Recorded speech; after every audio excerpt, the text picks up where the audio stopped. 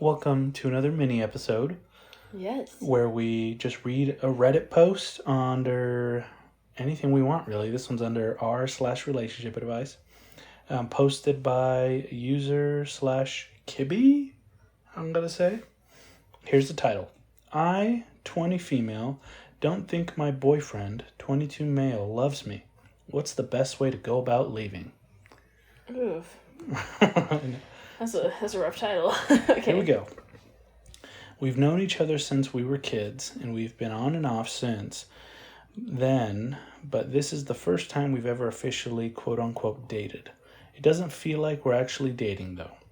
He started talking to me again 3 to 4 months ago. He had just been engaged to another girl from another state 4 months prior. Ooh. He took me on small dates, but never asked me to be his girlfriend. Him and his parents were in the middle of moving, and I lost my apartment, so he consistently insisted that I stay with him until I get back on my feet. Every time I would mention it was a bad idea, he would get mad and genuinely seem like he wanted me there. That's good. He was so sweet at first. Bought me flowers, sent me paragraphs, went out of his way to see me. I asked him, quote unquote, why am I not your girlfriend yet, quote, after he bought me a storage space for his room, and he said, quote, you are, end quote. And that was all. I live with him now. All the other times we talked, years ago, I was just a placeholder until he found his new girlfriend. I've always loved him, though. It's so sad that I got myself in this situation because I thought he was serious this time. He posts me on Snapchat, which only has guys on it, however, but has never posted me on Instagram where he has a bunch of females following him, which makes me feel like he doesn't want them to know that he's taken. I feel like he still isn't over his ex-fiancée, and it was dumb of me to trust him when they were engaged months before. He acts annoyed at random things I do sometimes, but doesn't want to kiss or show any affection anymore, and doesn't care that it clearly bothers me. He pretends he doesn't know when I cry, and he was just so good at first. Took me to fancy restaurants. Now asking for tiny things is a lot.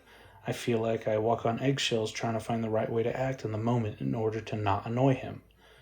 I don't know how to go about leaving because I don't understand why he is letting me stay with him, but clearly doesn't care about me the way I want him to. Like, what's the point of having me here? There's a lot more, it's just too much to type. I don't have my family to go back to, but I would rather live in my car than someone who treats me like a nuisance. I've already been homeless before, I've been through a lot, and I don't need this.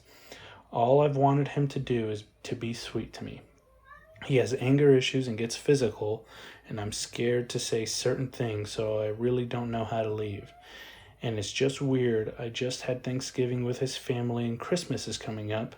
His family asked what I want and bought me matching PJs. It's just a weird situation, and I find myself crying almost every day. Dang, this one's pretty sad too. Sorry. Yeah, that's sad. That's real sad. Yeah, that's rough, especially with like abusive relationships. How do you leave? You know? I don't know. These were supposed to take on a lighter tone. I know, jeez. I know, jeez. Nothing light about this one, huh? Yeah, jeez. She says she's been homeless before. She lived out her car. Girl, does he not work? Like, I would say, honestly, just, like, make a plan. Get it all in your car, whatever you need. If you got things are replaceable. Don't get me wrong. Like, if you have any sentimental things, like, take them if you can. But, like, your safety and your well-being is more valuable than, if you got TV or something at his place, Yeah. Like, I know that's a lot to say if you haven't been in that situation because that could be, anything. But, like, your well-being is the most important thing. Yeah. But, and that's the other part of it is, does his family even know that it gets physical and, like, I'm assuming in most cases like not. I'm assuming in most cases the family doesn't know. So that's the other part, is that what makes it confusing, but also I would like to say you could bring it up to their family and they would help you, but that's not always the case because they're that's it, their kid. You know, and you don't want to believe the worst in your kid. Yeah, that's true. So, and if you, like, have work, I would even say work, like, maybe a coworker could help, like, I don't know, ask a coworker, ask somebody, but... Anything, dude. Yeah, especially if anybody gets violent, male or female. Mm-hmm. Bruh, get out of there so fast. Because even if they do it once, they're going to do it again. Yeah. But what else do you guys say? I don't know. I guess I'm very much in the same wheelhouse as, treat others the way you want to be treated. If they treat you a certain way, my assumption is they probably treat everybody else that way too. And do you want to be tied to that? Why do you think the engagement was broken off? I don't know. But also, like, if it gets violent, like, I'm always going to be like, don't fight, obviously, don't, because it just leads to, it always escalates. Yeah. But male or female, somebody starts the fight. Yeah, dodge. Yeah. You gotta end it somehow. Yeah, and there's obviously going to be, there are so many good people out there. You just got to find them. Bro, there is. That's what boggles my mind. Is I like, know. you read these stories and it's like, oh, this shitty dude or this shitty girl. Mm-hmm. And it's like, bro, there are like so many good people out there. How do you manage to find all the shitty ones? Mm-hmm. So for something outside, don't have boxes to check off.